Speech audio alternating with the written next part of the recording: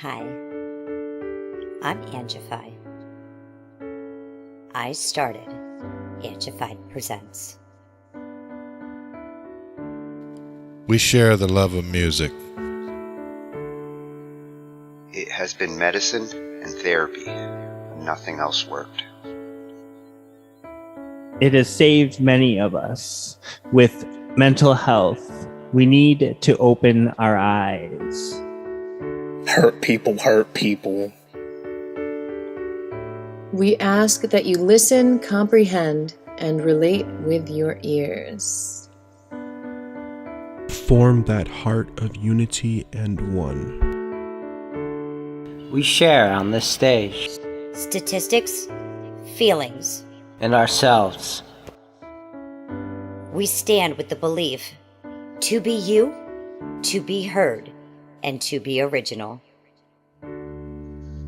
We all may be different, with opinions and beliefs. At the end of the day, we are all brothers and sisters. We are family. We ask that you join us in a magical journey with artists from around the world. Open your minds, let in the love, and listen with your hearts. We all want a better tomorrow. Be one. Communicate and look out for one another. And then, and only then, will you find the world. We will find peace in all the world. You'll find the world. And you will find in this shining world. Heroes among us and every boy and girl. Many have been broken, red hearts turn black. Love will melt the ice and turn it back, and you will find the world. You will find the world. You will find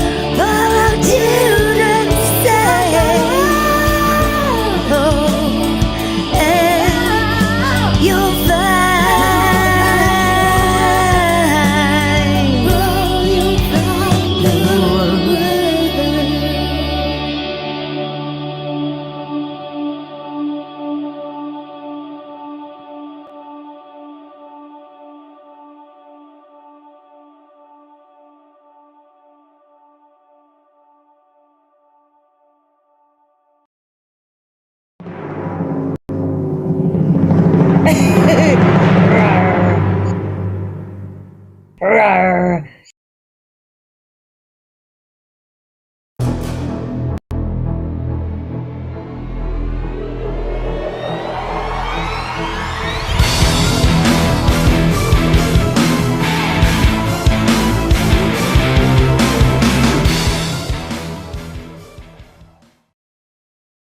We cover digital, audio, workstations, and music tools. We explore theory, gear, and MIDI too.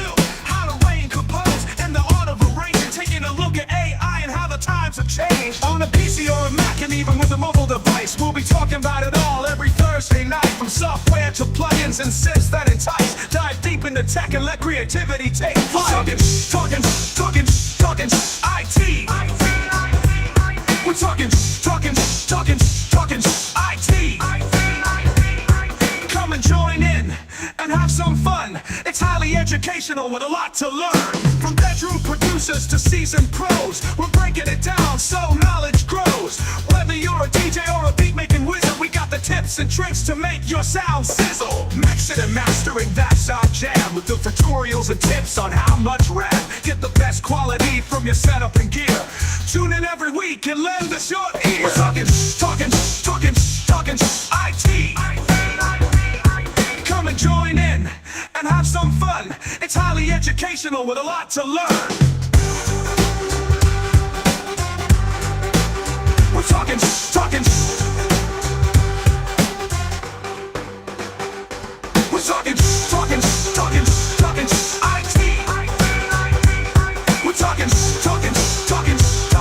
IT. Every Thursday night on Angified.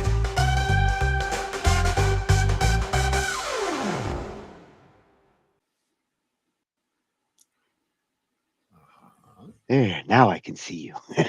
You can see me. I can see you. And we're in the new place. I New can studio. see. Mhm. Still some changes for decoration and all that need to be made, but for now, this will do. Oh, it's This will looking cozy. Thank you. You're Thank you. settling in. Got my drums right here. Got my keys back here. Got my bass, my guitar right next to me. So I've got an acoustic I can reach. So everything's all right where it needs to be. All the essentials, and there's a cup of coffee to his side. Cheers. See? Never far from that, for sure.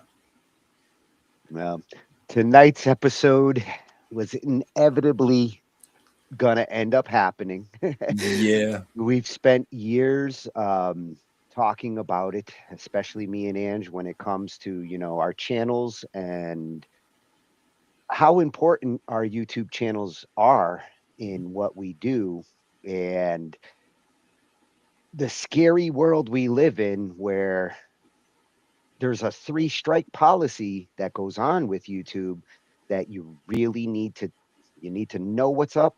You need to be careful what you do, and anybody who just kind of shrugs their shoulders to it will probably end up in the same kind of situation that I'm now dealing with.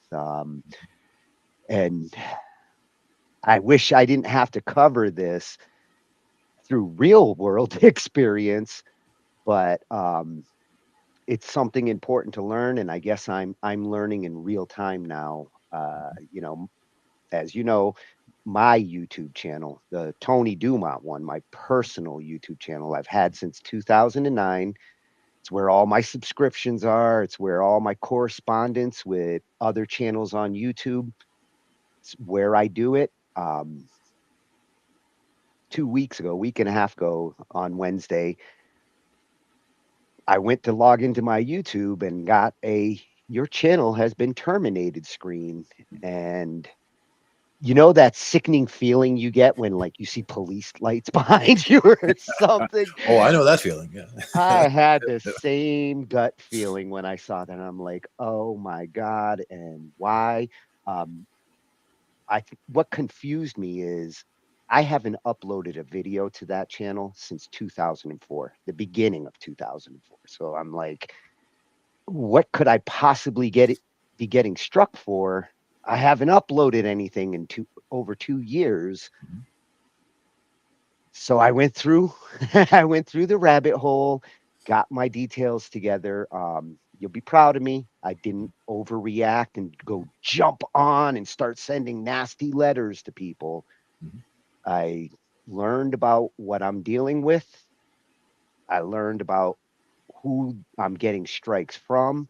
And tonight we're going to go over that. I'm going to explain what did happen, but we're also going to look at some important videos, some things I found along the way Mhm. to kind of help get some advice, to help understand some of the landscape that's going on out there when it does come to copyright and copyright strikes.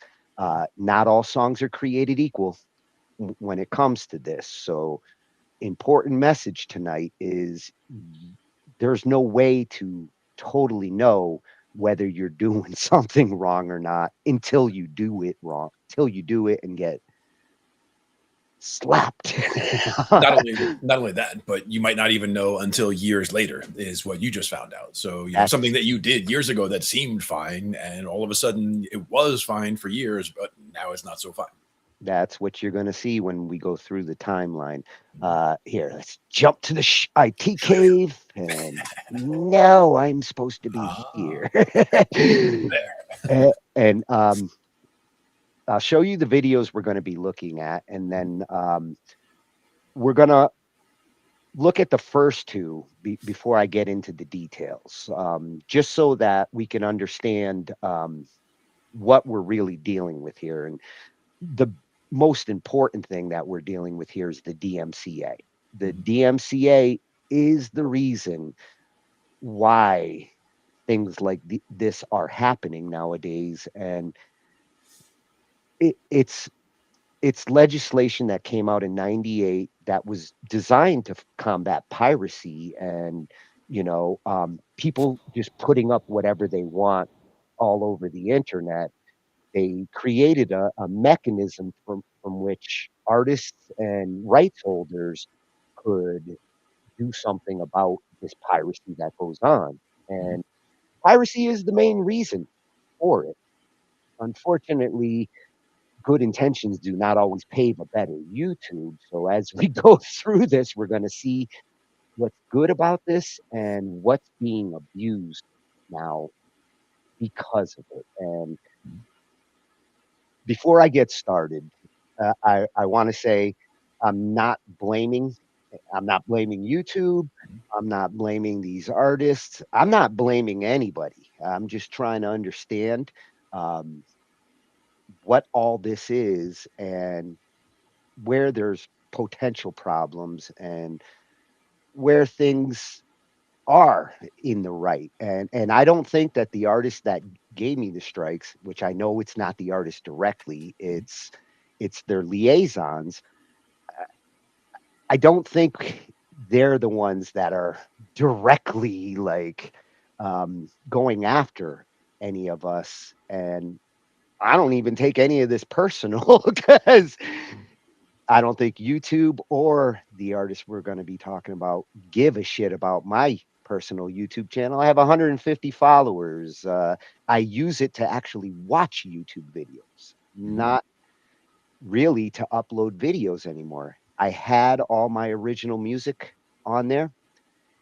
In 2019, I started karaoke therapy. I wanted to help people to learn songs and find a way to emotionally use, like, doing a song as emotional release, and that was the whole purpose of my karaoke therapy. I did thousands, Literally. 3,000 or more songs covering thousands of artists and bands. Never had a problem until 2023, and the problems that I had, as you're gonna see, are very specific, coming from very specific artists and specific groups who do these takedowns. So some of these names are going to sound familiar, some are going to be new, and um, we'll get into all of that. But what we're going to do is we're going to look at a couple of videos before we get into those details. The first one is just about what is a DMCA takedown and a guide to it. And for this one, Jeff, don't do it yourself. Um, he provides a service for artists to go and find where their materials being used, and to go after people who are infringing or putting up material that the artist does not want up there. And that's going to be a key here. It d- doesn't matter if technically fair use and covering a song is not against the law. We can agree on that because there's 2,999 songs that I didn't break a law, but the ones that I do have to deal with, the artists own the rights to their music. So how they deal with this is different than when you're technically dealing with a Sony or a Universal, and even Sony and Universal will go after you for certain artists and certain material because they feel that these particular songs are no-nos. And you're going to hear a common theme on no, don't do this. Yeah. Cautionary tale. Yeah. So we're just going to take a quick look at what is a DMCA takedown and a complete guide to it. And then afterwards, I'm going to go right into this one from Eric DeLuca because it's short. It's only a minute, but it answers some of the question that I was like, I know a couple of the artists I'm not supposed to do because I've learned the hard way.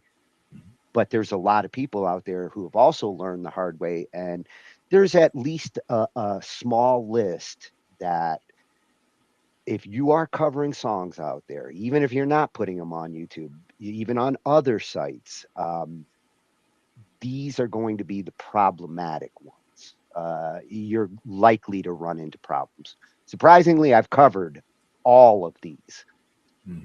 I've only had a strike from 2 of them. And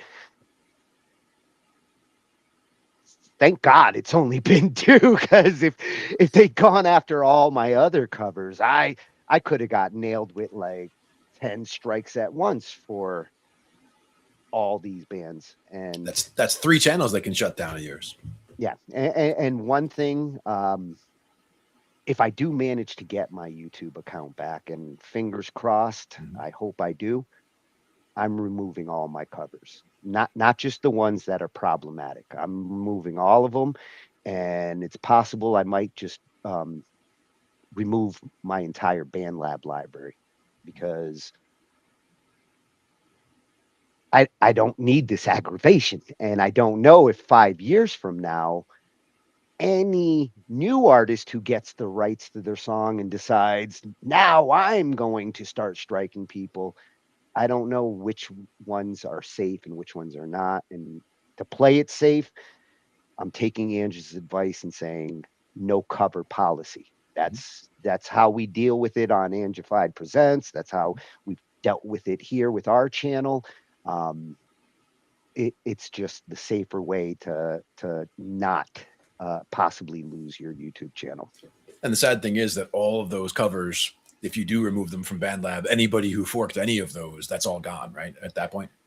No, strangely enough, with BandLab, even when I've had projects removed, because BandLab's done a couple of them to me, the forks don't disappear.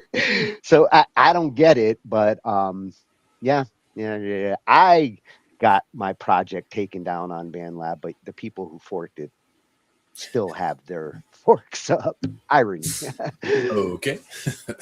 So after we do that, I'm going to go into the details before we go into this one, because Rick actually plays into some of the things I'm going to show you as I go through my strikes. And he's one of the champions on the other side of this when it comes to like how a YouTube channel fairly uses material for teaching, for history education in music. It's kind of hard to talk about music when you can't talk about it, you can't show it. And Rick has been around on YouTube well over a decade, providing great information, great history, music lessons. um, everything that's awesome about YouTube when it comes to I want to learn how to make music. And he got nailed hard all at once from multiple directions. So um, we're going to look at an excerpt of this video and the part where he describes, what happened to him and how he went about dealing with it. And I feel a lot like him. I've taken the kind of approach at this point that he suggests, and I'm glad that I didn't jump the gun. Mhm. I really did want to get some advice from the YouTubers who have dealt with this, Mhm. Yeah. and also for advice. Uh, some of the people in the Zoom, when they first heard that I got this and what was going on, they were like, "Well, go to Miss Crystal," because this would be a great place to get advice. Mhm. I wouldn't bother her with my situation. She's already inundated with YouTubers who are dealing with the same thing, and she does address these things really well. And this one, kind of a necessity tonight on, Mhm. how to remove your copyright strikes. You know her, she does a great job of explaining what you're dealing with and how to deal with it. Mhm. Absolutely. And for the last one, had to sneak this one in because of all the things I was searching, I was finding people who got strikes and basically doing the same thing I'm doing now. Like, I'm going to talk about it. I'm going to try to figure out why I got these strikes. But Soundtricks actually does provide an interesting trick here. And it's a service that if you are going to continue to do covers and you're wondering, is this going to be a safe cover or is this not going to be? Um, he's going to show a, a way that you can at least get your ducks in a row before you decide to go covering the song and putting it up anywhere on the internet. Yeah. Good to be aware. Yeah, and this one's a freshie channel. I'm surprised that Sound Tricks, you would have figured we would have come across them like with all our other topics. I wish I didn't have to come here for this one, but I'm glad that I did. Yeah. All right. So to start, I want to take a look at what is a DMCA. What is the DMCA? And when you get a takedown, which is what I've got here, why do you get these takedowns? Now, this is coming from an advocate for the DMCA, and straight up, I'm not against DMCA. I think it serves a purpose, and I want to see it work. But in order for it to work, we've got to figure out where there's abuse of it and where there's legit reasons for it. And tonight we're going to look at some of that. Mm-hmm. All right. So let's learn what a DMCA takedown is. If you're like me, you heard DMCA takedown and assumed it was some mysteriously named wrestling move. Unfortunately, we'd both be wrong. So what is a DMCA takedown and how is it done? What does DMCA mean?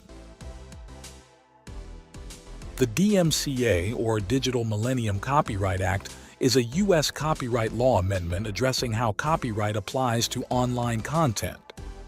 The three main updates were protections for online service providers, which allows for owners to inform service providers of infringing content, legal protections for digital works to safeguard against hacking passwords or circumventing encryption, and banning false copyright information, which may prevent false takedowns.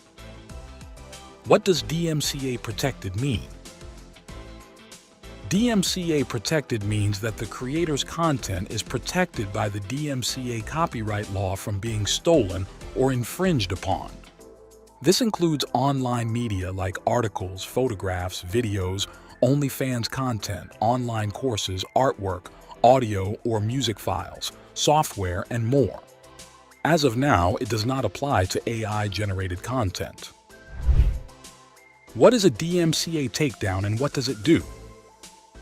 A DMCA takedown refers to when content is removed from a website or internet platform at the request of the owner of the content.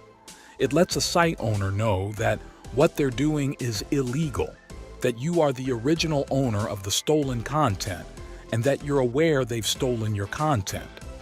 It implies a threat of further action if the site owner doesn't remove the stolen content ASAP.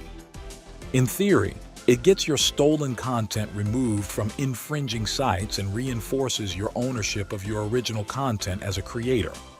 Usually this comes in the form of a cease and desist sent straight to the site owner. How to file a DMCA takedown notice. Now for the how. 1. Gather your evidence. Time to get your receipts together. Take screenshots of everything you can, including any behind-the-scenes footage of the creation process of the content. These will prove that you're the creator and owner of the content. Take screenshots of every site where you find your stolen content distributed online. Gather the URLs of all the infringing sites. Get as much evidence with timestamps as possible to show that the content was in your possession before it was shared elsewhere. 2. Contact the site owner. Got your receipts? Reach out to the site owner or the site's DMCA agent directly. Here's a template to get you started.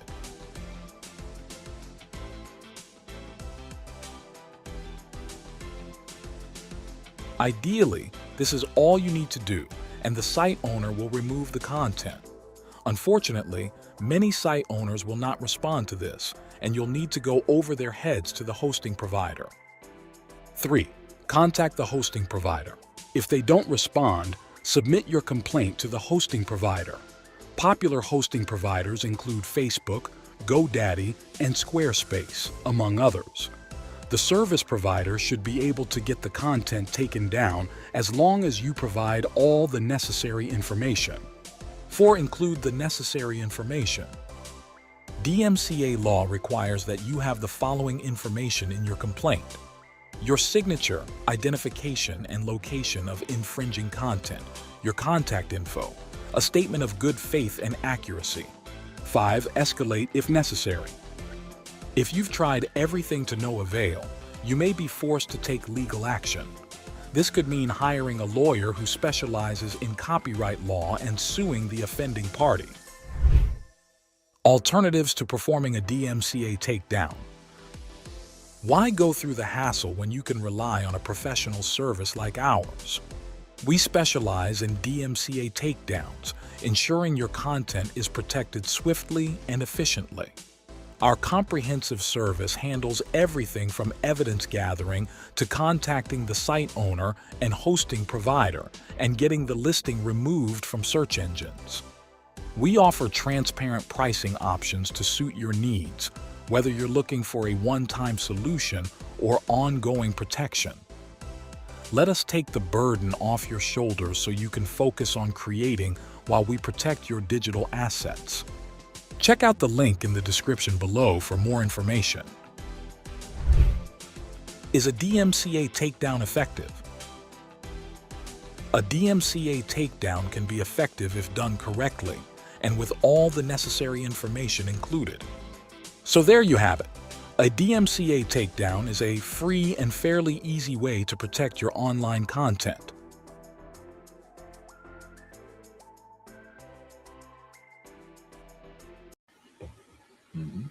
Damn, they were really effective when it came to mine.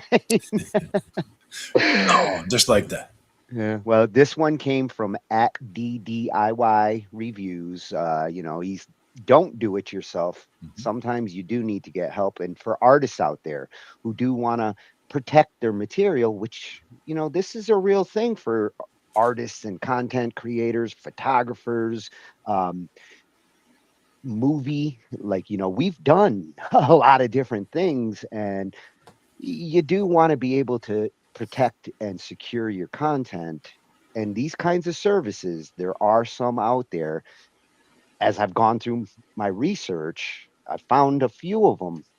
Some of them are the ones that struck me. But at the same time, these services are valid, and hopefully they're doing their due diligence when they are doing the striking. They're not like strongholding, or is that the proper word? Strong arming. Like shakedowns. Yeah, Yeah. you can't just go after everybody blindly. You gotta look at situations for what they are, and this is why Rick Beato's is included tonight, because when it comes to special situations, and they do make exceptions in special situations, it's important that you know if you're one in that special situation, or you actually are stealing. And when they use that phrase, it makes me want to cringe a little bit. Like, I'm not stealing because I covered a song, but I understand when they say you can't put that online. So being as fair and balanced about it as I can. And thank you, Jeff, for showing it to me from that side, because I do want to understand it from both sides here. Yeah, it's important, and that's the thing is, understanding that there is, there are rights to protect the rights holders. So I mean, we get that, and it's important. But at the same time, there should be room for education and fair use and all that. So we try to make sure we can understand both sides. Yeah, I am an artist, so I respect what this is and what it means. And the DMCA, I mean, from the day it came out, I was like, I get why we had to add this into legislation. We were going into the age of the internet at that point, and the only real problem I have with it is I feel it was a little ahead of its time. This was before YouTube really took off, before there was a Facebook. I mean, people were getting mail from AOL back then, and there wasn't a hell of a lot of content creators doing things. Everything going on then was piracy, and it was that is one of the created things to deal with that. That is one of the things that it is rare for the legislation to actually be on time or ahead of problems, whereas in this case it seems like they really had to, because they realized they were just going in, we were headed into the Wild West, and they needed to set up some kind of framework, even if it needed adjustment later, to get something happening. Oh, it's gonna, and as you're gonna see, it's gonna need some adjustment. So hopefully by 2028, 30 years later, they'll review what they thought in 98, and I hope that the Congress will bring in experts and hear from all sides there, and adjust some of these DMCA regulations to fit in the 21st century, because it was written in the 20th. They just mentioned a little footnote there, which was that AI is not included in that yet. But that's, I mean, that might be a footnote now, but like in 5 minutes, that's going to be a major thing. So that's, if there's any compelling reason for them to update it, AI is going to be the reason. The AI is going to instigate them to have to update it, because they got to get ahead of it. This didn't exist when they made the laws. Yeah, well, and it's just so easy right now for anybody to just make a channel, in any style. If you have a particular band that you like, you could make a YouTube channel making AI songs of that style that's out there, and people will watch it, and a lot of people won't even realize, like, they'll be getting it fed to them because it's coming up from the algorithm, and they're not even realizing that it's not even real stuff. And what makes it scary when it comes to the ones who are doing the takedowns, especially with YouTube, it's very easy for them to get a takedown from YouTube. However, if you do a false takedown, you can get screwed by YouTube as much as who you're trying to get taken down. Yeah. And that's why a false takedown is one thing, but if it's just a takedown, that you're asking for, whether it's valid or not, it's, it is, if as long as you have a legitimate, claim, that's the main thing. Like you're talking about somebody who doesn't even have a claim to the music, saying, like he mentioned in the video, make sure you have your ducks in a row, have screenshots and everything to prove your argument, which on the other side, I've got mine tonight, but When it comes to striking over on YouTube, they take certain ones more serious than others. So Universal doesn't need to explain themselves to YouTube. Sony doesn't need to explain. If they say to YouTube, this no, YouTube doesn't even check anything. They will listen to certain takedowns with no questions asked. And some of the ones that I'm dealing with are those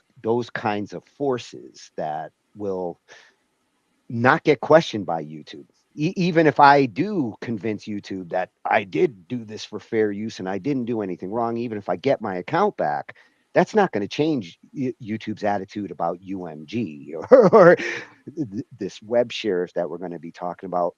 They will continue to take strikes from them and not punish them for any miscalculations. And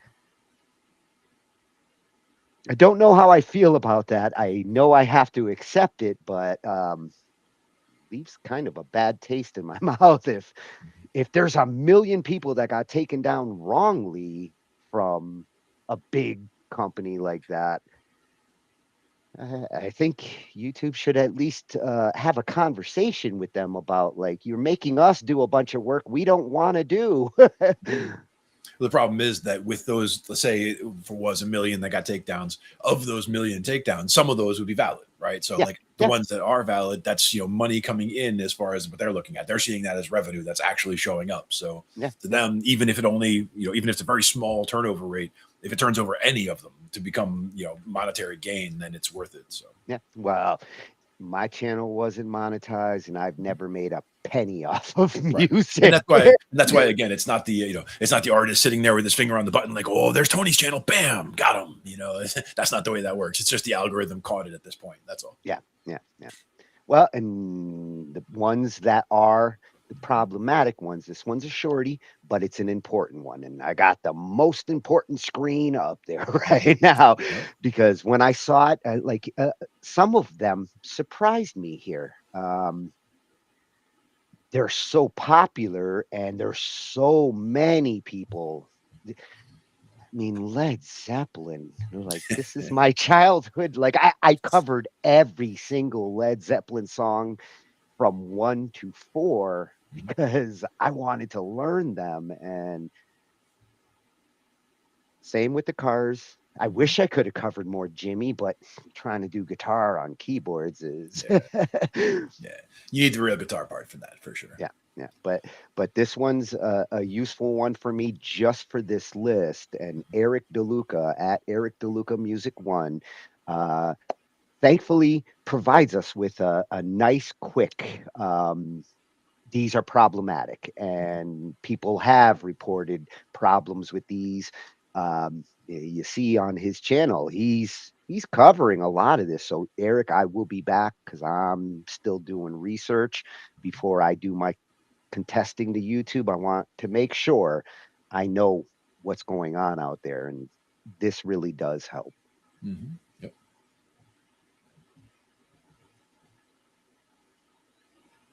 Okay, so you've never had trouble with your channel till now. This video is just a reminder to all the people out there you will get a strike for a cover, tutorial, or maybe the humming of a melody of your favorite Eagles song. I'm even making sure this video will not even use anything related to imagery of the Eagles since you just never know what may be used against you. So it happened about a year ago. 2 videos caused 2 strikes, but why would a band so successful even care? The truth is Don Henley is the face behind a lot of this and the music publishing company. Let me be clear, even though I fought the strike, I got nowhere. With that being said, you need to know there are other artists as well you should be aware of when it comes to worrying about copyright strikes. Artists like Fleetwood Mac, Supertramp, Bryan Adams, Led Zeppelin, the Rolling Stones, Guns N' Roses, Jimi Hendrix, and the Cars, just to name a few. So what can you do about it? Never cover the tunes from these artists. If you went under the radar, you got lucky. Eventually, though, you may get a strike. Has this been something you've experienced? Let us know, and let us know if your strike was removed.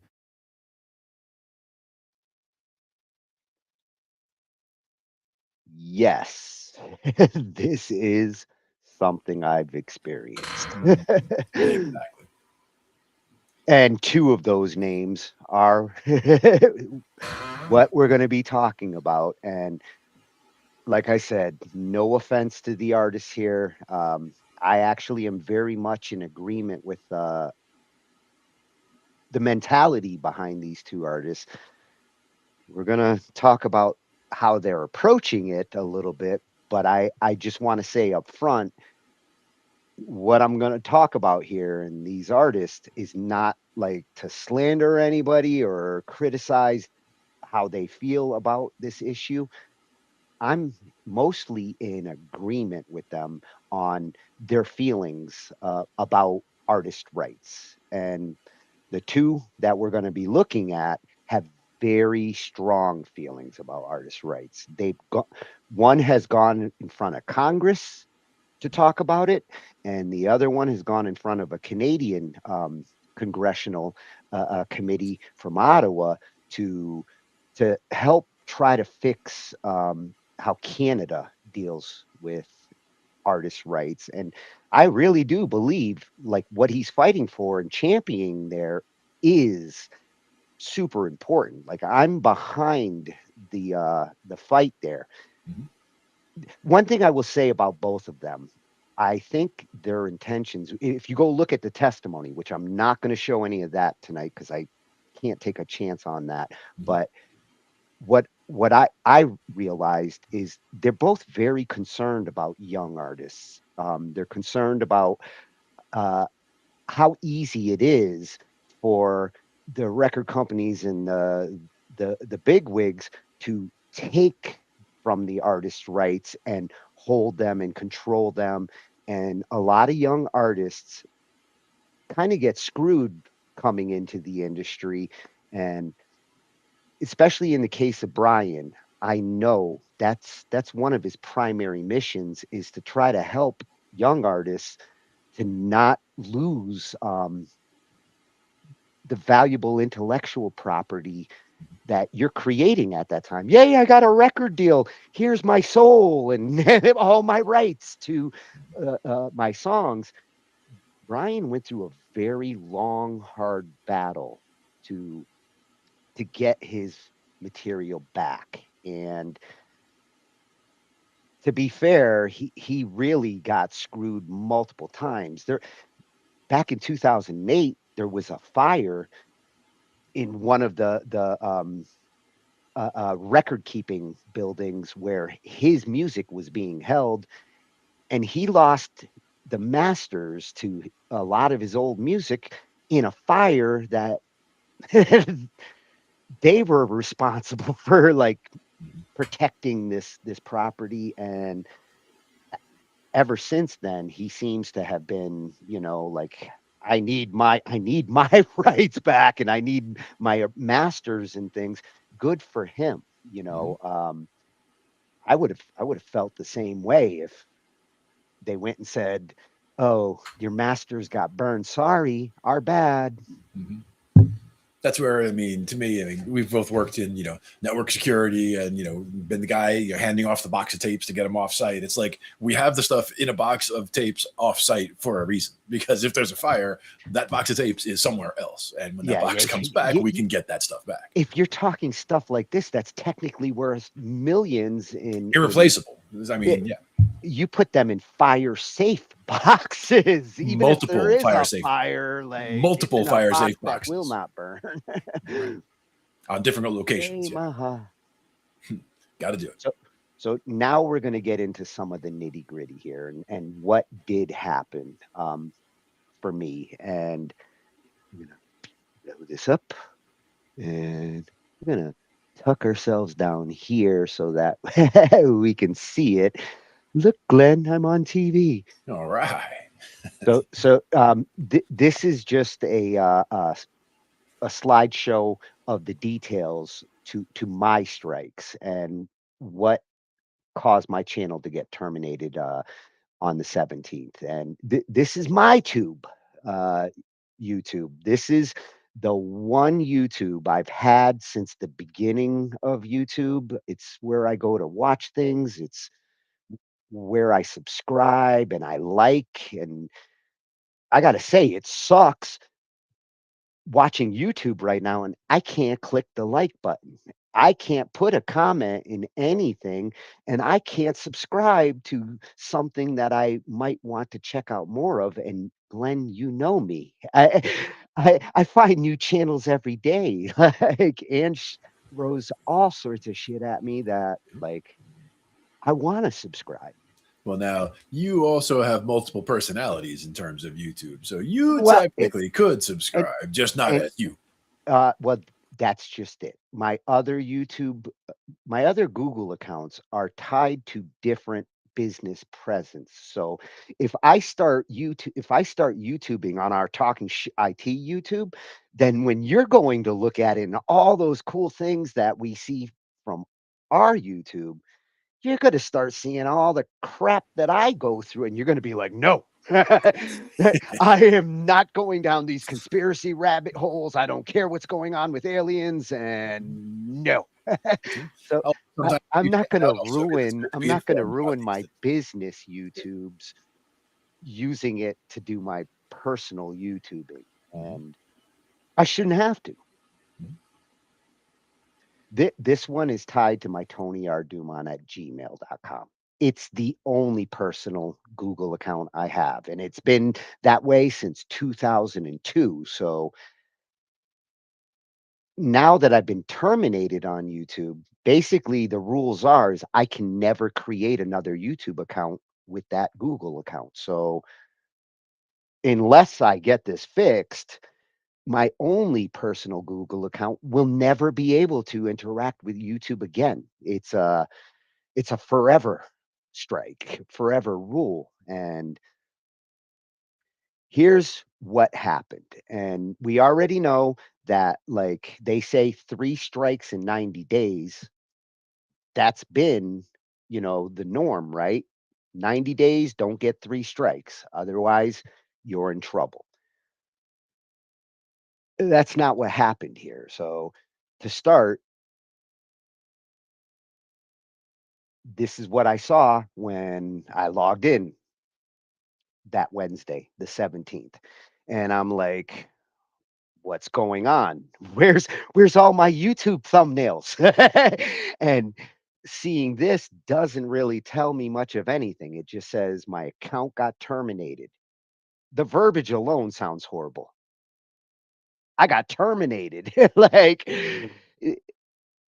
it's intimidating wording here. You have been terminated.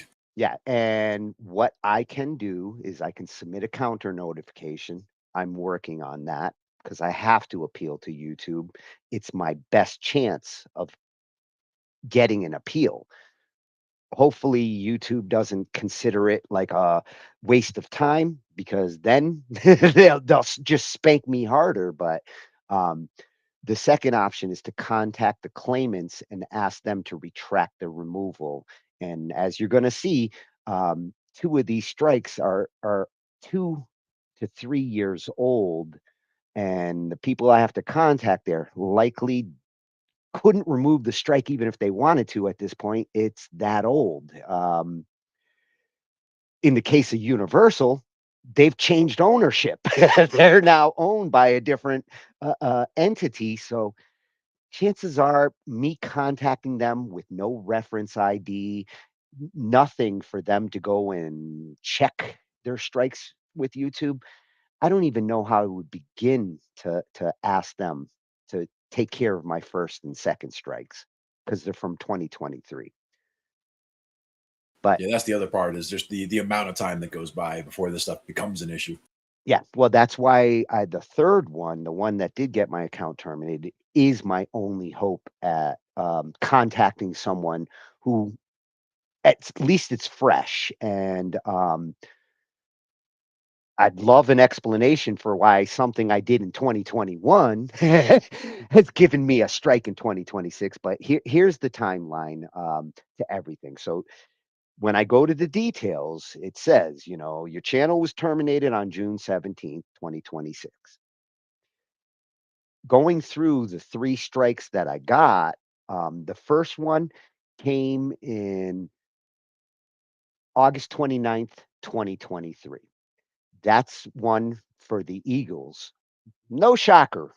By this point, we both started to know Eagle songs. No, uh, the whole internet knows that now, and anybody who didn't know that nowadays, like now you know. So if you do go and cover them and you put it up anywhere on the internet, Universal will go after you because Don is extremely fanatic about all takedowns. I'm going to show you in a second. So the song was The Last Resort. I did it for Thanksgiving in 2022, in 2021. So look at these dates. I did it in August 25th of 2021. It got removed on August 29th, 2023. One thing you're going to see with all these strikes, they're to the not right to the day, but they're within a week of when I published them. So published in August 2023, struck down 2 years later, or published in 2021, struck down in 2023. And when it comes to content used, each one of these, this information is important because it tells you why you got struck. But when it comes to the Eagles and how Universal, they don't need to explain anything. They're not explaining anything to YouTube. They're not explaining anything to me. Info available on request. I got no info on why it was taken down. I simply went and searched, and oh, yes, you do not cover songs by Don Henley. And that's that. I watched the video that YouTube says, oh, this is your first strike. Click here to go through our little video, watch this little animation on what you can and can't do when it comes to copying or using material, and you take a quiz at the end and you answer the questions, you finish the quiz, and they're supposed to wipe that strike. It's supposed to not exist as long as you don't get another one within 90 days. And, that's a fair way to just like deal with a single strike and say, okay, now you learned, don't do this again. And we'll, it, it's like committing a crime when you're under 16. Like your record is abolished after that if you take the quiz. I did. YouTube says I didn't. I did, and I've watched that video multiple times because of all the YouTube channels I deal with. So contacting UMG now, their different ownership, gonna be a waste of time. And when it comes to the Eagle songs, there's no questions or there's no excuse for it. They will not change their mind. And that's who I needed to contact. Content protection at umusic.com. I don't think that's the same email anymore because I did go to their site and look, and Universal's changing again. But I wanted to know what is up with this strike. So, learning more about Don Henley, fantastic musician, wrote so many great songs. It's hard not to want to cover some of them. Um, when you go look, even Wikipedia doesn't shy from his his um his feelings on artist rights and what he dealt with when he did go before Congress and talk about basically that the DMCA doesn't go far enough. His feelings is that it should be stricter, and it caused a little bit of a stir. So in 2020, he went before them to testify about the DMCA. He argued that it was outdated, and after he did that, all of YouTube was picking sides here and um, either agreeing with him if you're a artist holder or content holder, you're probably siding with his feelings there and saying, yes, it should be stricter and my stuff should be protected. However, opposition to it was widespread amongst online content creators Rick Beato specifically is the one that we're going to look at in a moment. And what he said, as far as Beato's uh, uh, opinion on it, was, when it comes to fair use and education, normally this is where like music and copyright tends to make exceptions, especially for educational outlets. And there's no denying that Rick is an educational channel. It's all about educating people in music. So Henley is known for taking down online content involving music for which he holds copyrights, doing so even when the content in question is considered fair use. He does not care. And Universal is happy to oblige him because he's the one who owns the rights to these songs that they're putting the strikes out for. So, you know, Beato said Henley has been responsible for manual takedowns of instructional videos teaching others how to play Eagle songs, despite such educational material falling under fair use protection. So even though you got a legit argument, fair use can be a legit argument, not when it comes to these songs. It's important to understand that you are not going to change their mind when it comes to They him. drew a line in the sand. Yeah, and again, I respect I respect where he's coming from. I just question the authority and the sh- the way it's being dealt with. You can't just take a blanket kind of attitude like this with something that's so big. But that's who I'm supposed to contact now if I want to deal with that first strike that I got way back in August of 2023. And just to show you on the timeline, like how that strike worked, I published the song on August 25th, 2021. I got the strike on August 29th, 2023. So that's a big gap between when I put it up and when I got the strike. YouTube didn't say anything when I uploaded it. No complaints.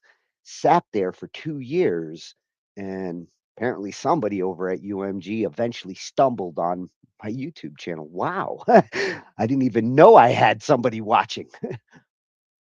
Somebody's watching you. Yeah, yeah. Well, I don't do that song either.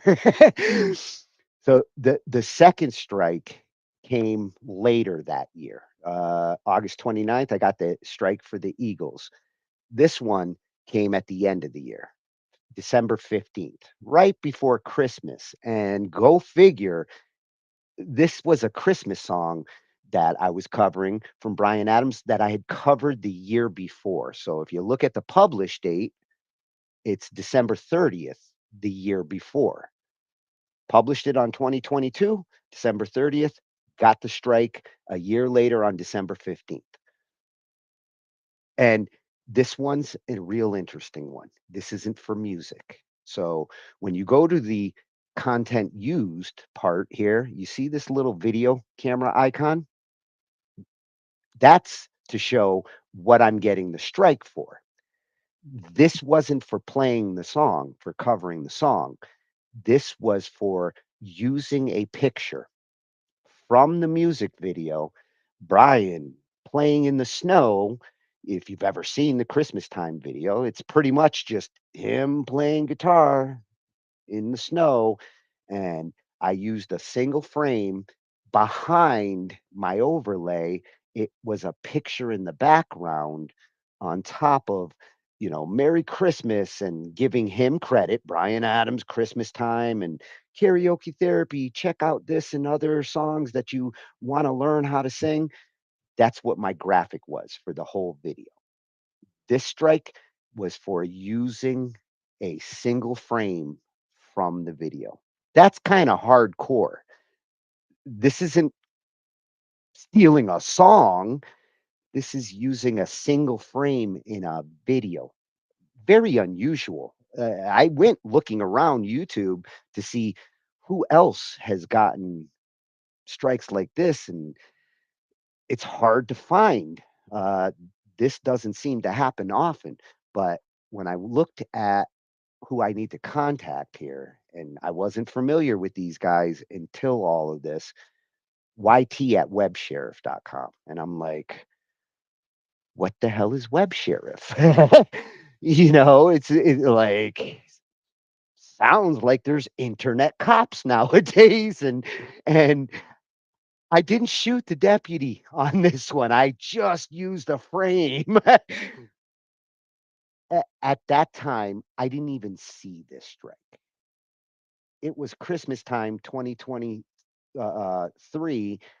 I wasn't even using this YouTube to do videos at that point. So I didn't even see the message for this second strike from YouTube because I use my YouTube to actually go watch videos, my personal one.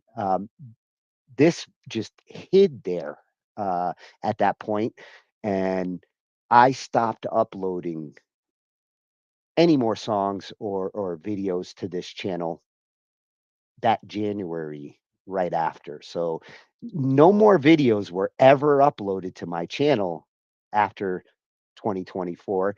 And with YT at websheriff.com, I went, looked at the website, um, searched to see, anybody else having problems with strikes, specifically with YouTube, with this particular service. And this is a service, just like that first video we watched. There are services out there who provide protection for um, artists. This is one of them. Now, here's a strange thing. When I was doing this research over the weekend, the site was working great. Monday night, trying to get more information, and all of a sudden, I'm getting page not found. And it didn't matter where I went, I was getting page not found. Strangely enough, tonight, before the show, as I was getting ready to do things, I where are you? There we go. Don't shoot the sheriff. I won't. I won't. I just need to find my YouTube.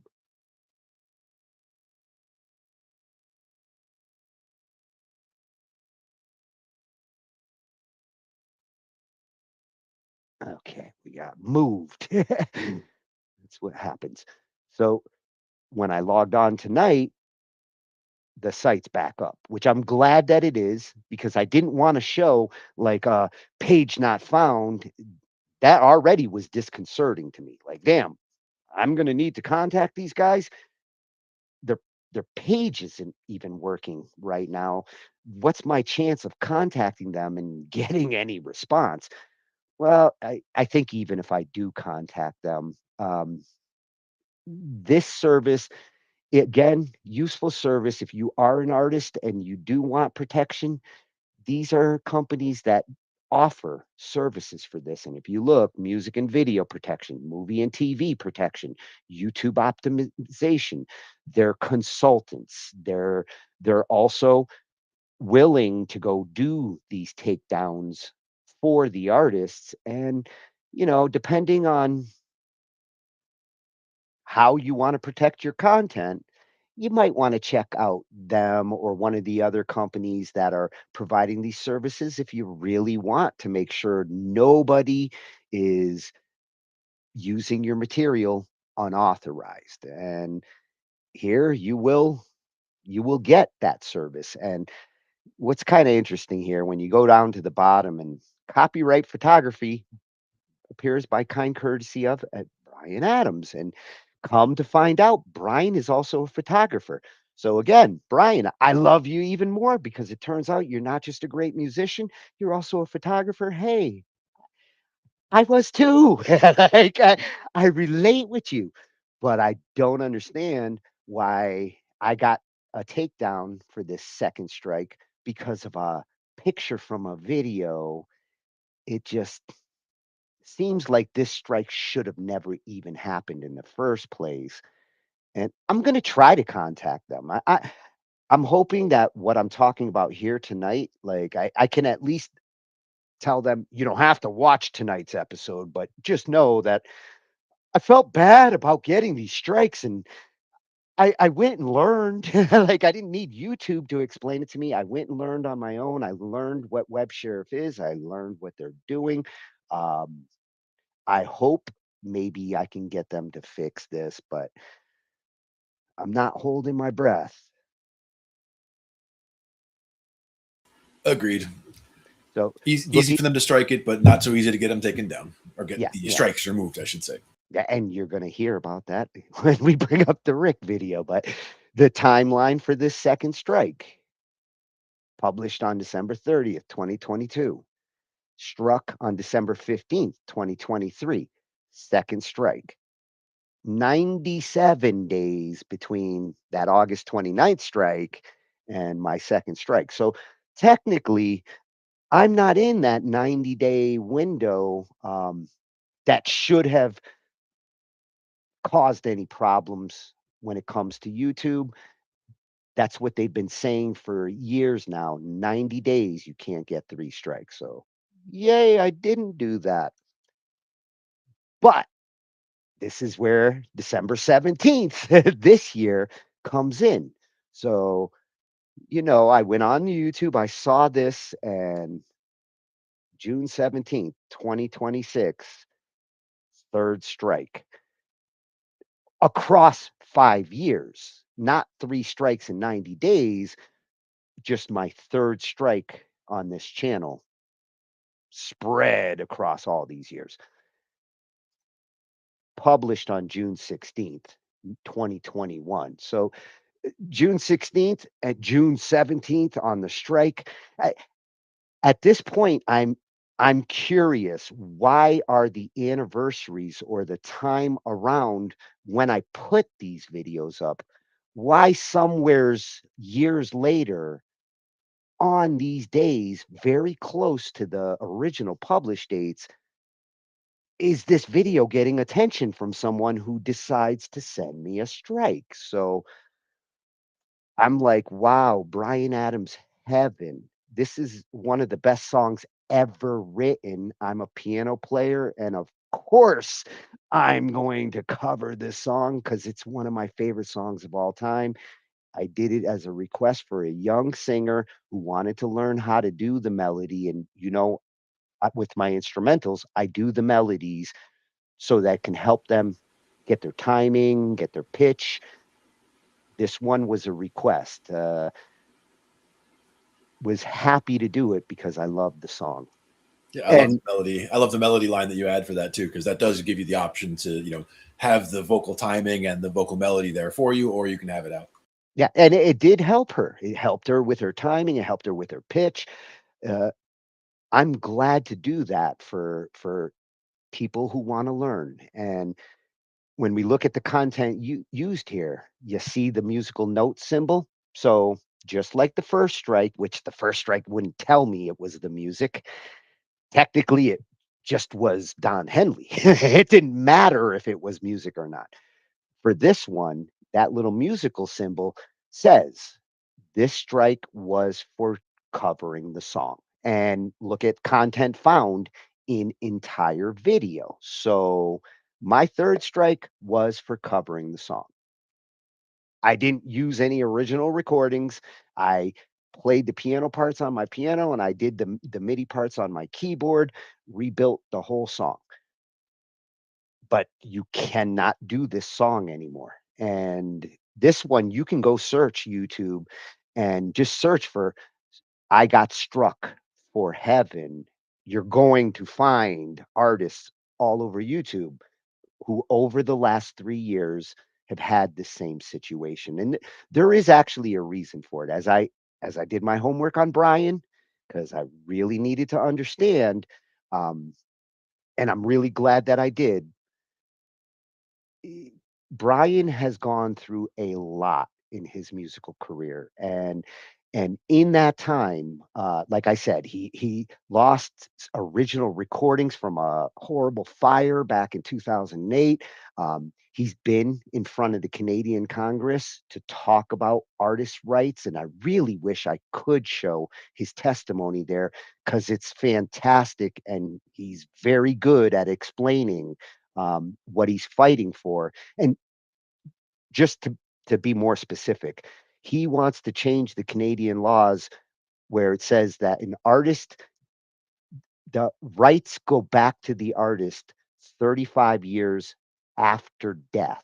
So you have to die and you have to wait 35 years before whoever's going to inherit your rights can get those rights back from the rights holders. So he went before and said, I'd just like to change one word. So instead of after death, after you actually make the song, after you create the song and the rights are created, he's advocating that the artist get the opportunity to get back their rights 35 years after the song was created, which is totally legit and fair. Brian, I'm behind you on that.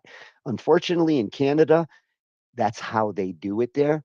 The United States doesn't do it like that. It's a 25-year thing, and it's not after death in the United States. So yay, we're a little cooler when it comes to the legislation, but it's still a problem for artists to get their rights back, regardless, for a long period of time, because the rights holders really like to be the ones controlling this. And those companies that are the rights holders, their argument with all of this is that if the artists get their rights, they might go off and not deal with them responsibly. And the two we're looking at here, I'm not saying they're being irresponsible, but right now, if they're doing mass takedowns of anything that is theirs, because now they own it, yeah, I'm not saying I side with those content holder companies, but damn, I don't get any strikes for the ones that they're actually responsible for. I'm getting them from artists who actually do own their material, and God bless them. If they don't want me to do it, I won't do it. Just give me back my YouTube channel. Yeah, it does seem a bit drastic, and that's one of those things. I mean, the policy was put in place for a reason to try to prevent problems and all of that, but it just seems like it is causing more problems now than it did then because of the over aggressive algorithms, jumping in on these things. I think in some cases it's the ones who are going and doing the searching for them who are happy to be overly aggressive with it, and the artists are not likely saying, oh yeah, take them all down blindly. They're just not dealing with it. They're letting the enforcers do the work there. But I'm hoping that at least, Brian, take a look at this enforcement and ask yourself whether some of these people that are getting takedowns should be taken down. The ones that I found on YouTube, several of them did get their accounts back, and they got struck down because of heaven as well. So it seems like he might be more rational, and this is the one that I am going to definitely contact to try to explain my situation, because this is the one that caused my termination. It's a third strike, not in 90 days, but over the last 2 years. And I think I understand why I got them when I got them, because that strike in 2023 at the end of December that I got from the web sheriff on the picture, Brian in 2023 split with his manager of 44 years, instead choosing to self-manage his career. Cool. Awesome, Brian. You are now in charge of your career.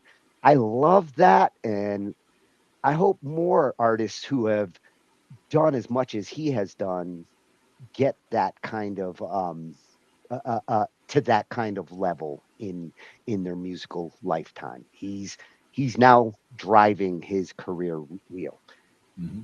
But during this split that year, rights to things. And in the case of his image, because that's what my second strike was, whatever was going on with his manager there, my strike at that time coincides with the time where he was going out on his own. And in August of 2024, he launched his own record label called Bad Records. And he doesn't make bad records. I think that's such a funny, ironic name. But now that he is in charge of his material there and it's under his own artist label, all the people that I'm talking about that got struck for heaven, including myself, it's been in the last 2 years. And there is correlation here to this happening and these things happening. And I don't doubt that now that he owns it, heaven, if he doesn't want anybody else to go to heaven, then he has the right to do that. I just hope he's going to listen to my appeal there and consider me not a thief, just a dumb YouTuber who did not know in 2021 that this was going to be a no song later. And I really hope he reconsiders it being a no song, because it would be a shame if the future generations can't hear the song. It's a great song. And, just to extend on what he did with his legislation here, it was back in 2018. He went before the Canadian House of Commons um, to talk about this artist rights. He had actually been talking with Justin Trudeau about it for years before that, saying, we've got to do something about Canadian artist rights. There's a lot of Canadian musicians out there. Half of Band Lab is filled with them. So he went there 2018, and his core proposal was, as I said, under current Canadian law, creators who transfer or sign the rights to their work, typically to secure a record contract, which is what he was talking about. Like, I really want this record contract, but the only way I can get it is to give up my rights for until after I die, and then 25 years after their death in the case of Canada. So Adams argued this is unfair to younger artists. And like I said, he is trying to fix something where younger artists have been forever getting screwed from these things. And I commend him for what he's doing here. I just wish you didn't delete my account in the process, but that is the crux of his argument. He just wants to change one word in the Copyright Act, specifically from 25 years after death to 25 years after assignment. And I know the record companies and the labels and the rights holders don't like that idea, and they did oppose it, and they started bitching after he said that, just like Beato and the YouTubers did after Don Henley said the DMCA isn't being enforced enough. And just to point out the US comparison, he pointed out that Canadian laws were lagging behind that, where artists can legally recover copyright control after 35 years after signing. And that's where a dot connected in my head as to a lot of these artists that we're seeing, that list of ones that are, don't cover these, a lot of them are hitting that 35-year, getting their rights back. And if they choose to go this way and strike people who are covering their material and things like that, they have the right to. They're going to get some feedback or some lashing back from some of these channels who are not doing anything wrong. And I don't feel like I did anything wrong. I didn't steal anything. I didn't make any money off of anything. Um, I hate feeling like a criminal for something that's not actually criminal. It's just their right to strike me. So for that timeline, this is the one that, like, anybody out there should look at this and question how you do a song, publish it in 2021, and get struck down with a strike 3 for it 5 years later. Lost my YouTube account after that. No good. And, looking at my 3 strikes, 2 in 2023, 1 in 2026. Technically, that is 3, but there's no 90-day involved here. And those 2 in 2023, just a side note, what were we going through in 2023? The writer's strike, the Hollywood strike. The whole year was filled with people striking for more money, and for the most part, they were doing it because of AI. But all these copyright strikes that were going on YouTube were also going on that year. All the ones that I'm looking at of people who were getting struck in the last 5 years, they all were dealing with that in 2023. It was an extremely problematic year if you were a YouTuber. Mm-hmm. Yep. And I don't think it's a coincidence. I do think it's all tied together. Now, to go back to which one? Back to here, because I do want to get to Rick's story. As far as the one who has at least kind of helped to combat some of these misstrikes is what I would call them. And I think that's how he feels about them too. He legitimately can argue fair use. He's educating, and in most cases he's not playing the whole song, and it's all parts. And now we're going to get to this part. You know how Rick is when it comes to teaching. And for this one, I took an excerpt from the video because it is a long video, but I recommend everybody check out his story here, because a lot of the other YouTube channels who are dealing with this, they jumped all over this. You can find their feelings about what Rick went through and what he had to deal with. And thank God he did manage to get it fixed, but it was not a pleasant experience. Mm-hmm. So let's take a listen to what happened to him and how he approached it, because this is the advice that I'm using right now to not go crazy and piss off YouTube even more with a giant page of ranting. No rant. I know tonight seems like a rant, but that was all details. Mm-hmm. Anyway, so my copyright strikes are both gone now. Now, some people think that I should deal with them a particular way, which I never have done. I said it in the video that I haven't done any copyright disputes ever on the songs. And one of the reasons I don't do copyright disputes is that I have been a signed songwriter with a major publishing company really since 1992 or so. I was signed to Polygram Publishing. Then I was with EMI Publishing, and I'm with Sony ATV, even though I don't write songs anymore. But theoretically, I'm still signed to Sony ATV.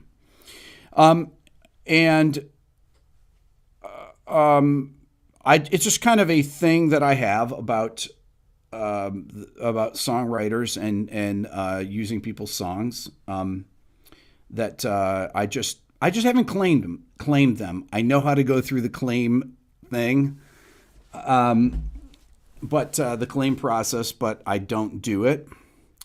The beef that I've had since the beginning of my channel is on blocking. What's up, Renzo? Has been on blocking. That's kind of been my stance that I've taken on YouTube, that I am anti-blocker. But people can block videos if they want to block videos, right? the thing is that I've never had to deal with a copyright strike situation. So you guys know I'm friends with I know we're all us YouTubers, music YouTubers are all friends, right? So I call up my friends that all have 1 million subscribers, right? And that have been doing this for a long time. You know who they are. I don't have to say, but I have a number of friends that, and I asked them, each one, have you ever gotten a strike? Some have been on YouTube. A couple have been on YouTube way over 10 years. And two of the people said, yes, one time it happened like this, right? Where they got a strike out of the blue. Usually with a strike, what happens is you get a copyright notice and then you dispute it, right? A content ID notice, then you dispute it. And if they rule against you, you can dispute it again.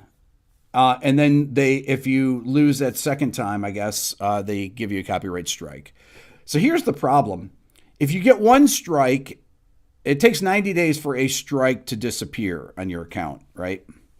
If you get a second strike, I believe you can't live stream. Okay, so if I got 2 strikes. I didn't talk about the second strike.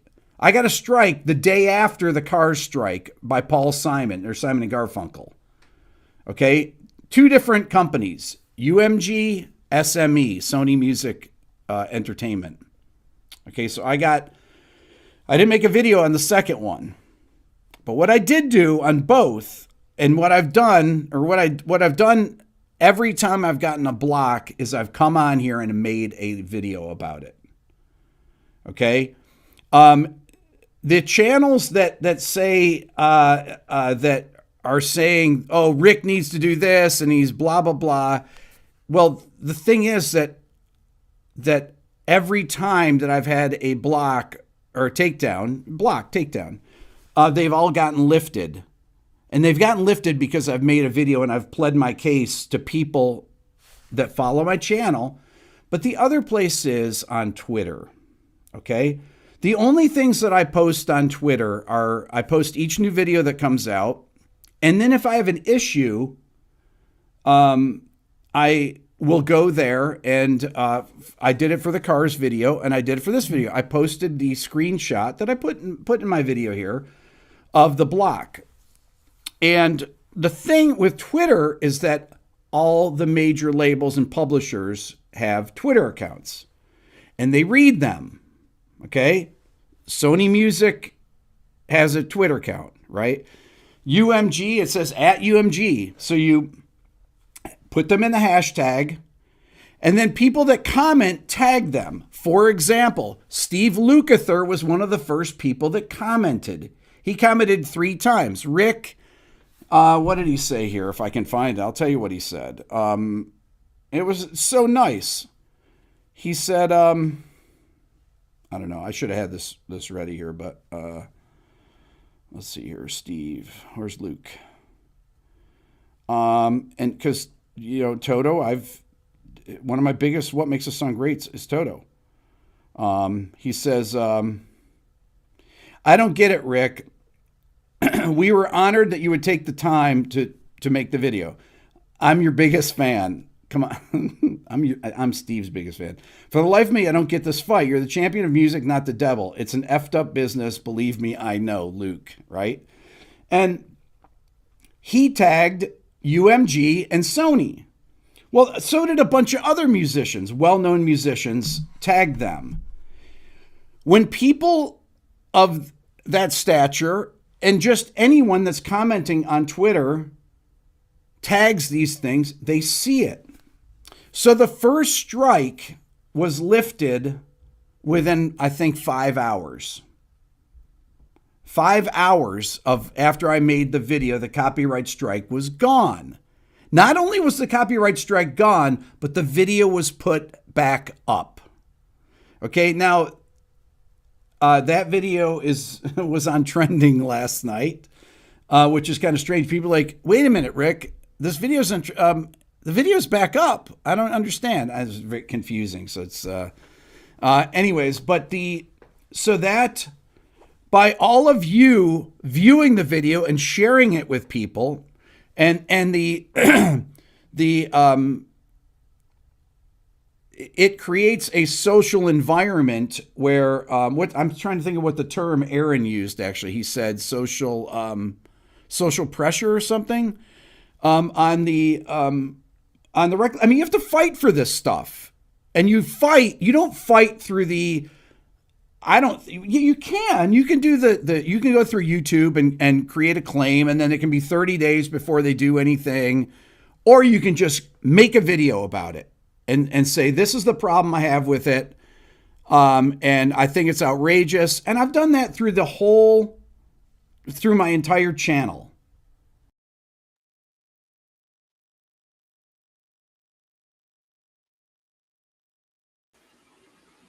Oh, thank you, Rick. You are a champ and a champion here in this kind of situation. Glad that he allows us to share that particular story and encourages people to share it because it's an important story in what we're talking about tonight. Yep. And his approach, his approach is kind of what I'm following. I am going to do my appeals and I am going to make contacts where I can there. But the only place I can really tell the story and hope that anybody's listening are you guys. So if anything, this is hopefully educational for you and you don't have to go through it if you just take some of the advice that we're going through here tonight. And Rick's a good source when it comes to this information. He's one of my favorite when it comes to music channels on YouTube. Yeah, for sure. And that idea of hashtagging the ones that you need to contact there, I may add that into our description because I'm hoping they will at least take a listen and consider that I'm a musician too. And look, I'm on a music show. I do a music network with Ange. We want to be able to do this and do it responsibly. And that's right. But we don't always want to have to do originals all the time, though. Having some covers to be able to help for people, like you said. Some people want to do covers for different reasons. I'm as much an advocate for doing originals as I don't want to say I'm advocating doing covers, but I will say that since I started doing them back in 2018, when I started that karaoke thing, I've learned so many songs and it's helped me to actually be a better writer, to think about like construction and melody, because sometimes you do need to learn a song to actually go and write one. Yeah. I mean, I had friends who, we wanted to start a band together, and this is back, 30 years ago, whatever it was. And none of us knew much about music at the time. So we were going to be starting a band from scratch. But like my one buddy wanted to play bass, but didn't want to listen to any music except our music. He just wanted to, it's like just our music. I don't want to pollute our music with listening to other people's music. And to me, it's like, I want to hear all the music so that I can, incorporate bits and pieces from this and from that into my style. Like, I want to make my style, but I want to take pieces from everything to make my style.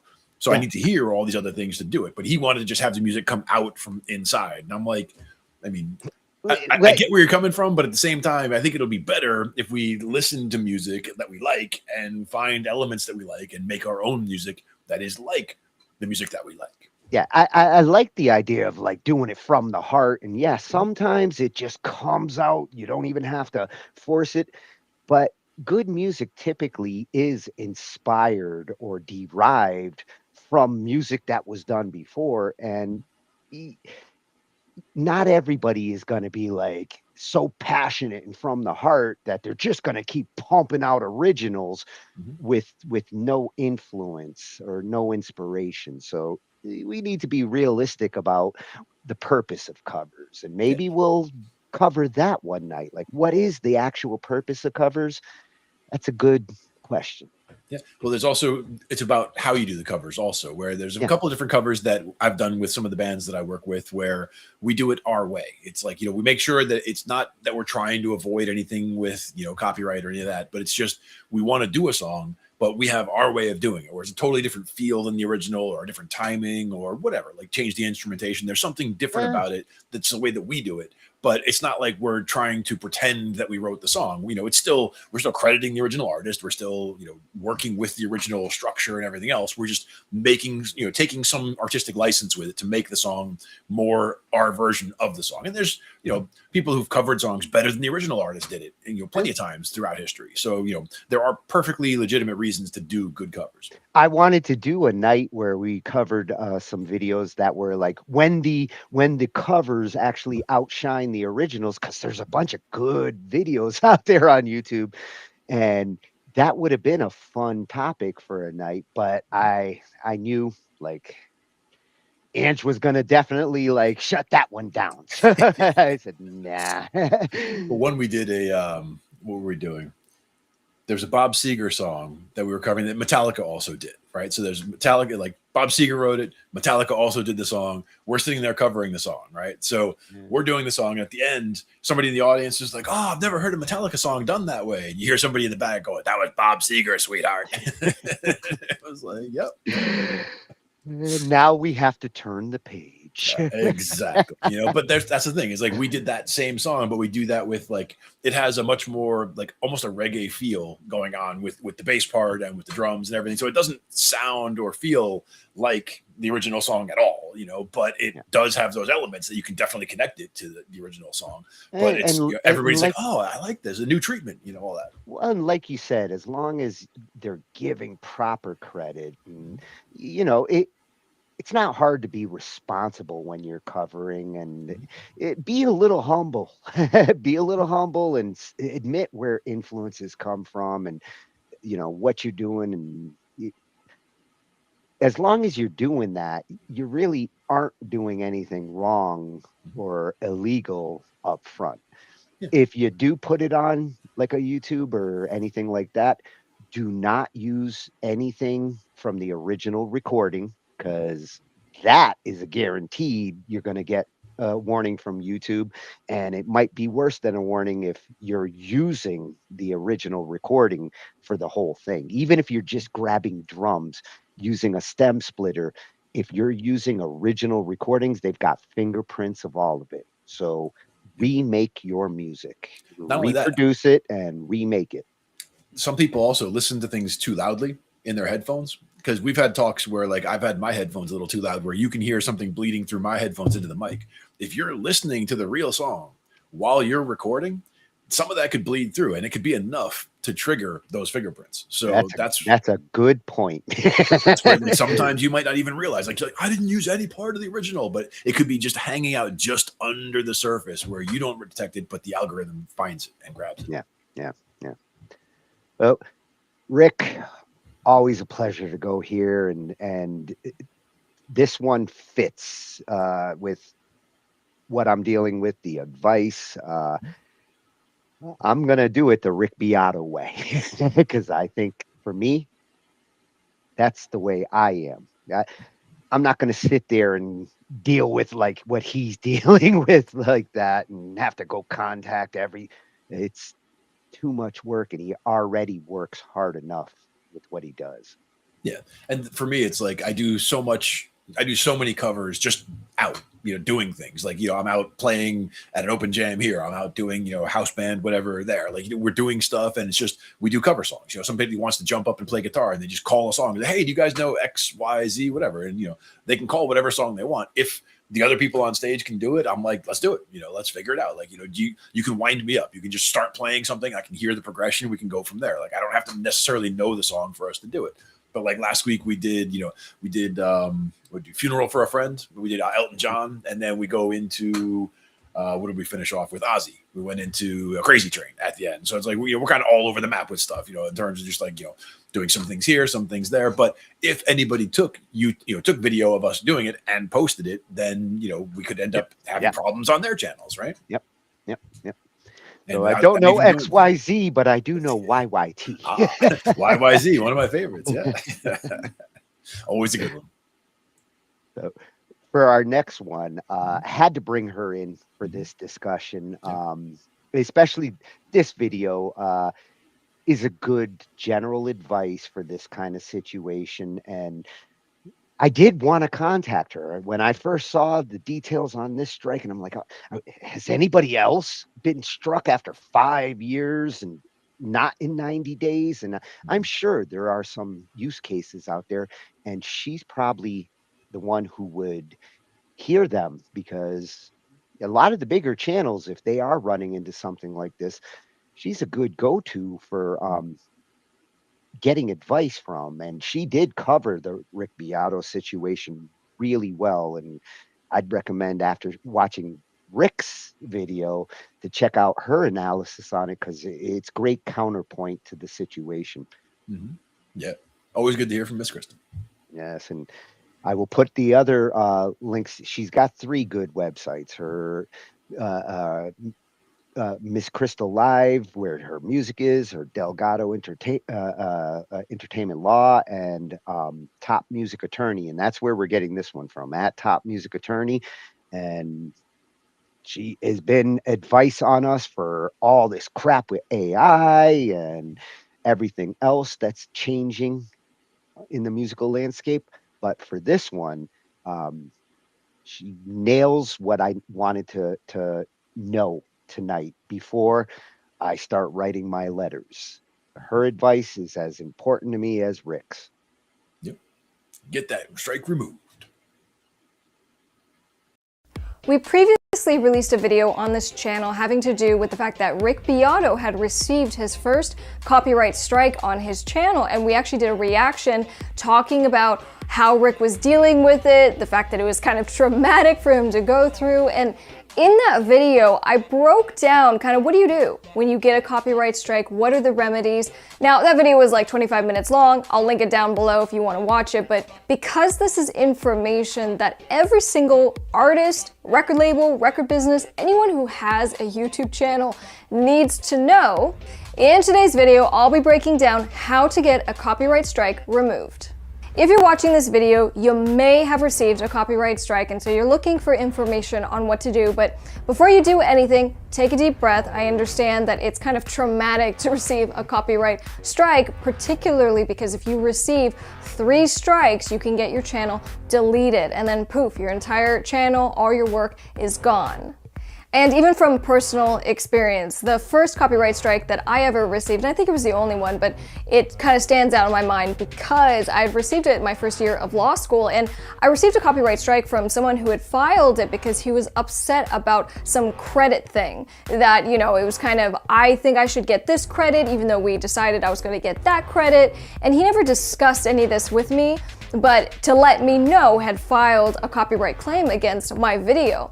Now, of course, I went through the steps that I'm going to discuss in this video to get it removed, and I did get it removed, but nonetheless, it didn't feel good. It was scary, and then quite frankly, I was kind of mad about it because you don't file a copyright claim if you don't actually have a copyright claim on someone else's video. So let's get into the actual steps of what you do. Number 1, once you've actually received the notification saying you have a copyright strike, it tells you who filed it. And sometimes it might be a little bit general, it might just be kind of a company's name versus actually saying an individual that you can get into touch with. But what you want to do is you want to then go and find kind of the general contact information for the legal department typically. If you're going to call some general line, you're probably going to get a rep person who doesn't really know anything about kind of the legal stuff. You don't want to talk to them. You actually want to try and get in touch with the legal department. And most often in that actual notice, it would have been provided to you a name as well as an email address. And the reason that all of this matters is because what you need to do is demand a retraction. And you can do this one of 2 ways. You can demand a retraction by actually just emailing or maybe sending a letter yourself to the company or person who filed the copyright claim against you, resulting in the strike. Now, in my example, I knew who the person was because they had actually worked on the production, and so I had the email, and I, private communication, sent an email and said, hey, what's going on? How do we resolve this? Because they can voluntarily decide to withdraw the claim. So basically, this first step is try to informally resolve it by demanding that retraction. Now, in the Rick Beato video, I kind of made the point that he did this. Now, he's such a nice guy. He did it in his nice way of basically just putting out a YouTube video, posting on Twitter, tagging the company, tagging the artist, and then he was able to get the copyright strike lifted by just simply doing that and getting the support from his general music community. But you can be a little more stern about it, and that's why we say to demand a retraction. Now, like I said, you can do this yourself, but it's definitely a little bit stronger if you can have an attorney do it for you, right? So if you get an attorney, and specifically an entertainment attorney who's familiar with social media, to send a letter and to say, we received your copyright notice, this resulted in a strike, this is gonna harm our client, and basically to lay it out. It's not just saying we demand the retraction, but it's actually citing to law to explain that if this claim was filed improperly or if it was a fake claim, this can result in the other side having to pay you. So having a lawyer kind of explain that in a letter can be pretty powerful. And if and when you aren't able to get the other side to voluntarily pull back that notification, you're gonna file what's called a counter notification. And you do this through the YouTube platform. And the reason we're able to do this through basically YouTube, through these social media platforms, is because of the DMCA, which is the Digital Millennium Copyright Act. And basically it's kind of an exception that's been built into the Copyright Act. And so it gives us the opportunity to do this in a very inexpensive, almost free way, right? So we just do it through YouTube versus having to go straight to court, hire attorneys, paying tons of money. So DMCA allows us to file a counter notification. With that counter notification, though, you have to understand that you're taking legal action. And it says, before you file, it says, hey, what's the information? Why do you think that, basically this isn't copyright infringement? And you have to click a button that basically says that you avow under penalty of perjury that you're not lying. And that if you have to go to court, you're going to be willing to back up what you say in this counter notification. So it really is a big deal.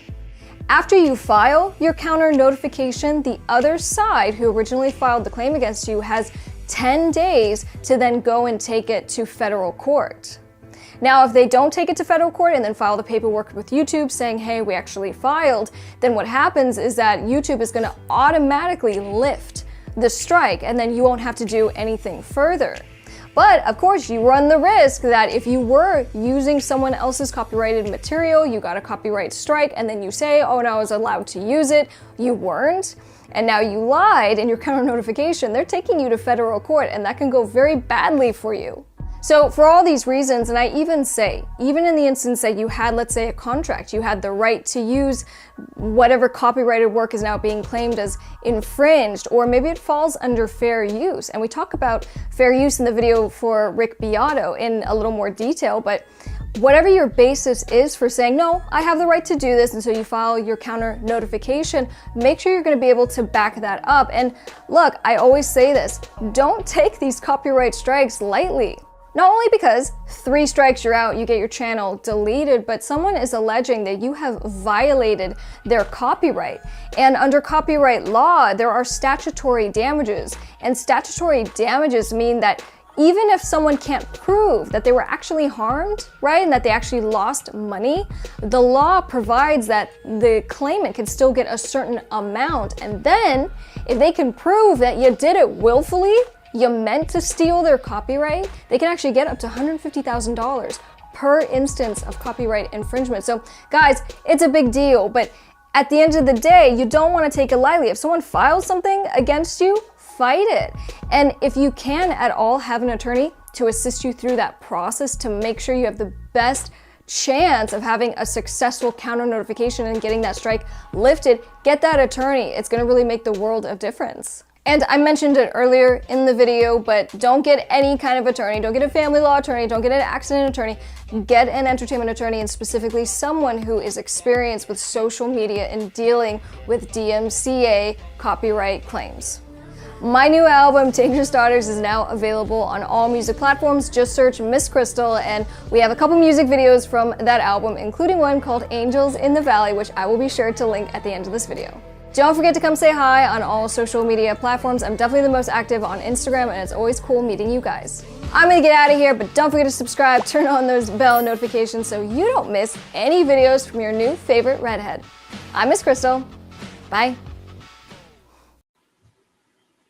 Oh, not only are you my favorite redhead, you're my favorite top music attorney. That's right. There can only be one, and she is it. I feel a little better. Yeah. Thank you, Crystal. It reaffirms some things that I felt, but it's nice to hear that from, you know, somebody who does understand the legal landscape here. Yeah, for sure. And her emphasis that if you are going to go like the lawyer route, you don't get some accident lawyer for this kind of situation. It doesn't work that way. Got to make sure you get the right tool for the job. No, I think that's solid advice. If anybody out there is going through like what I'm trying to deal with, take those tips. I'm not saying I'm going to go demand. I like how she got me a little fired up there. Like, damn, yes, I am going to demand. I am going to try to do it the Rick nice guy demand approach. And these particular suggestions are going to help me over the next couple of days to do it right when it comes to claim with YouTube and contacting who I need to contact, at least for that third strike. Because that third strike, without it getting removed, there is no Tony Dumont on YouTube anymore. Yeah. Cool that I can still be here, but sucks that I can't actually talk in the chat anymore. I have to use this account. And yeah. See, I want to be me. I'm not much for demands. I'm more of I'll do an emphatic request. You know, that works. It sounds more gentlemanly like. So check out at Top Music Attorney and check out that album she's talking about. It kicks ass. I've listened to all of it, and the videos are incredible. Her video work is as impressive as her channel. Nice. So for our last one, Sound Tricks. This one I really wanted to include because I hadn't found anything else out there to help proactively avoid these kinds of situations. It's one thing to find out 5 years later, and now I'm reacting, but it would be nice if I was to continue doing these covers and things like that, if there's something that could help to double check before you go doing a bunch of work and then have to throw it away because YouTube said no. I'd rather not spend the time doing it if I'm going to know ahead of time. Yeah, for sure. So at Soundtricks on YouTube, Freshy channel. Really surprised that copyright strike. Don Henley's lawyers. Oh, I'm going back because I definitely want to know what they say. And you know, the bands that strike, and a great solution is the one that fits tonight's conversation for me. It's the last thing I need to know before I go dealing with what I need to deal with. So bands that copyright strike, and a great solution. Now, it's not a free solution, but at the same time, it seems to work. And if you are going to try to make money from your covers and things like that, it might be worth spending a little money just to make sure that you don't get sued. Yeah, for sure. After receiving my first copyright strike for a YouTube cover I did, I desperately needed to find out two things. Number one, which bands do I have to be aware of? And number two, how can I legally continue to cover these great songs? And I found a solution. Let's discuss. So to set the stage, I received a copyright strike for covering End of the Innocents by Don Henley. And his lawyers took down the song and placed a strike, but that whole story in the video up here. because now we're talking about solutions. So my first thought after receiving the strike was, oh my gosh, what other bands could possibly strike my channel? Because within YouTube's strike policy, you only have 3 strikes and then your channel gets taken down. So I went on a little research mission to find out which bands you have to be aware of. Now, of course, it's not the band or the artist that is actually placing these legal claims. It's the record labels, the Sonys, the UMGs, etc., that take care of the copyright.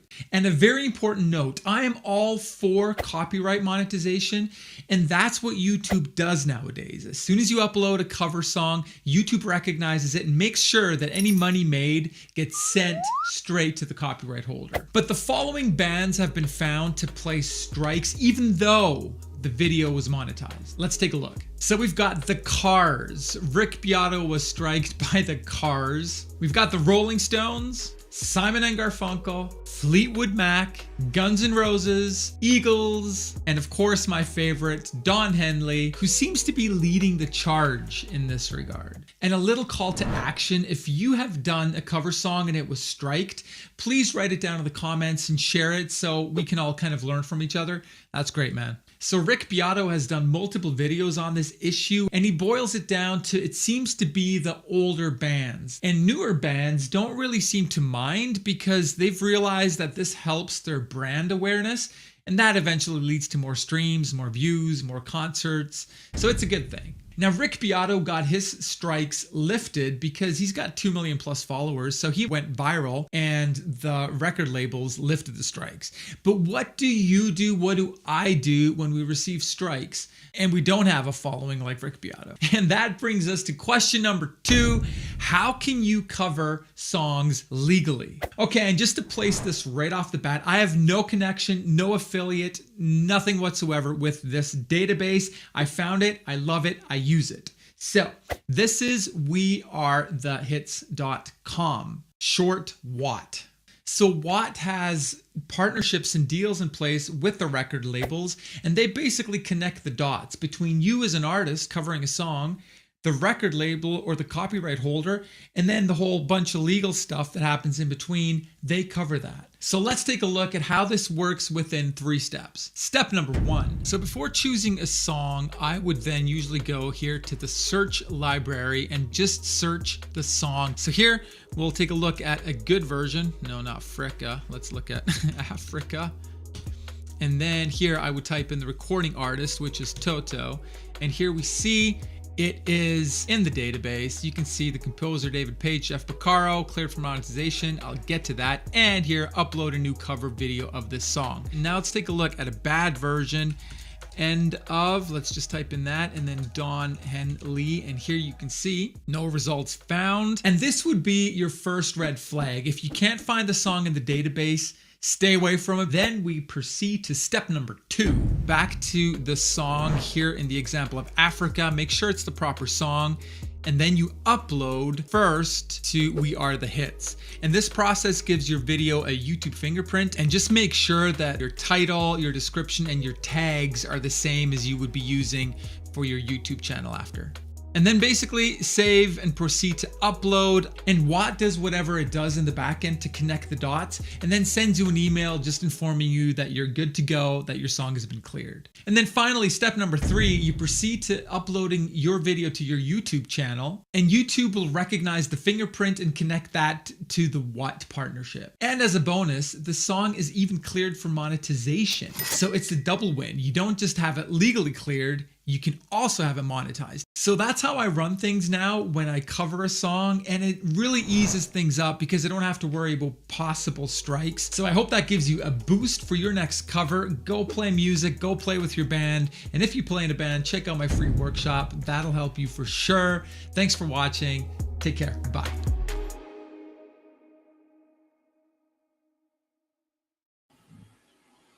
Oh, this is a good trick to know. Yeah.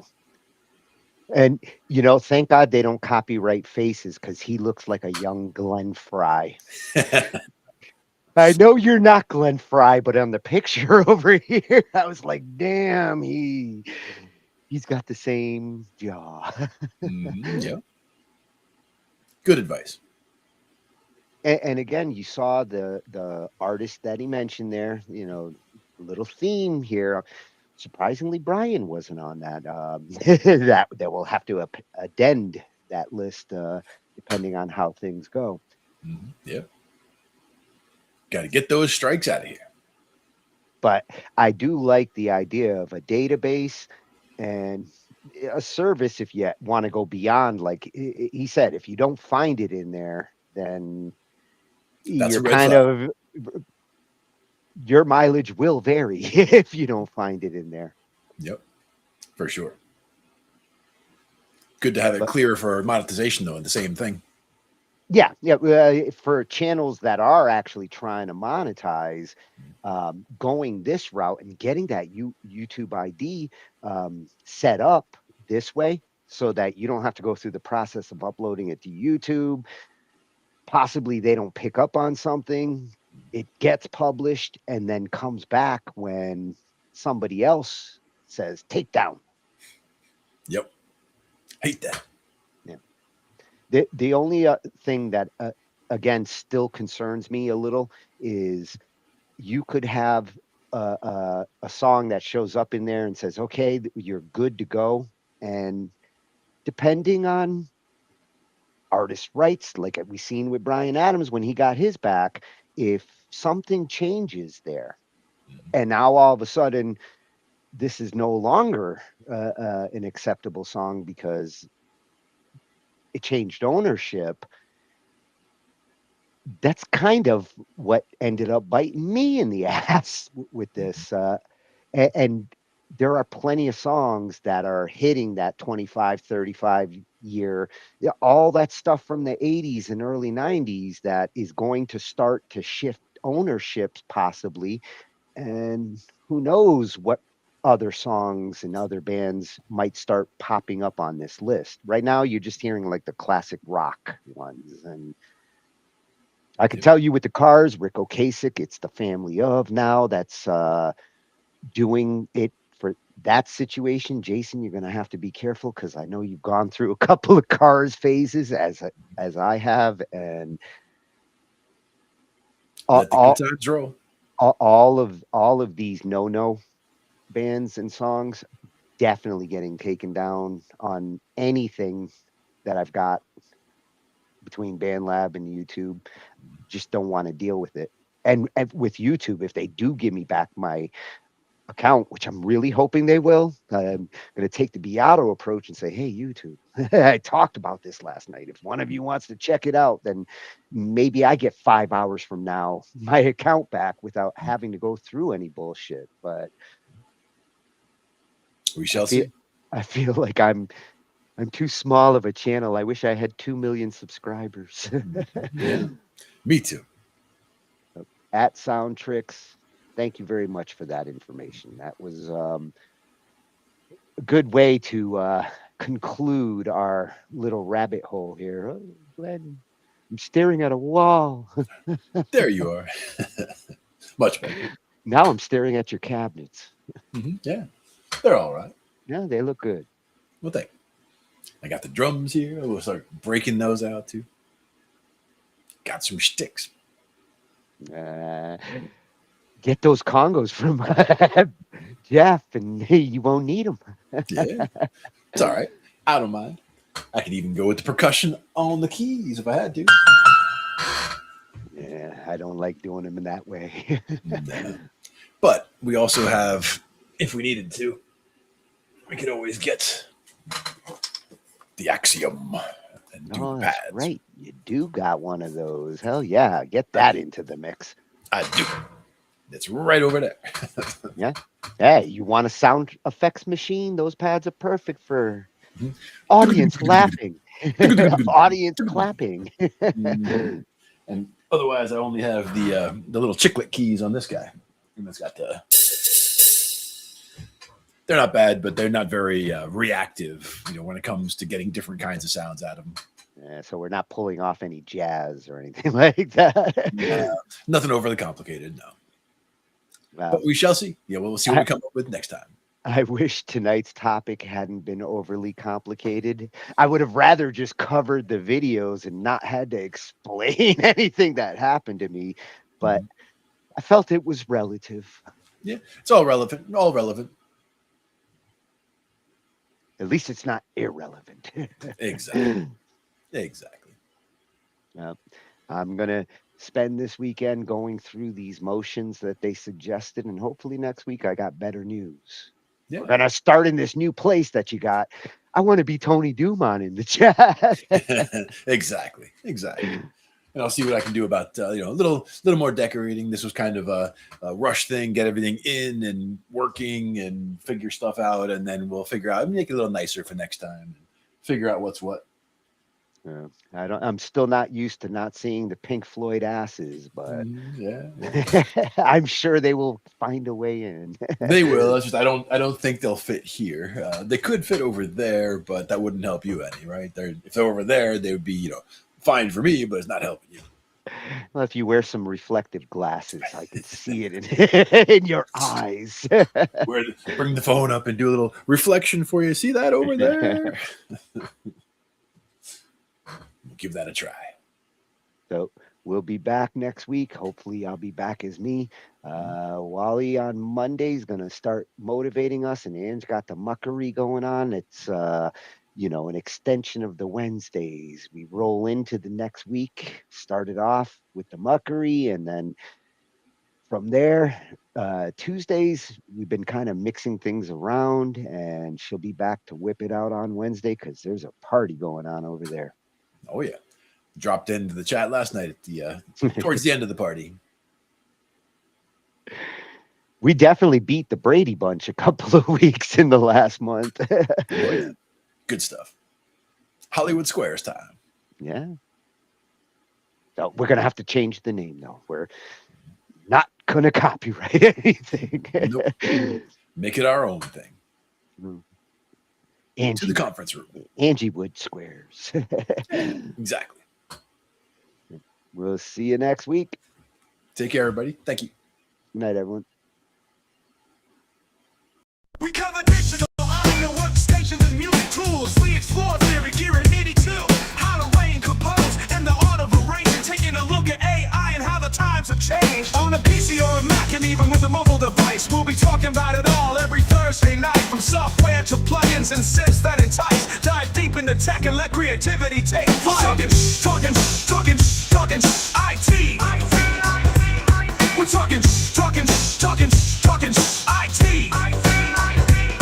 Come and join in and have some fun. It's highly educational with a lot to learn. From bedroom producers to seasoned pros, we're breaking it down so knowledge grows.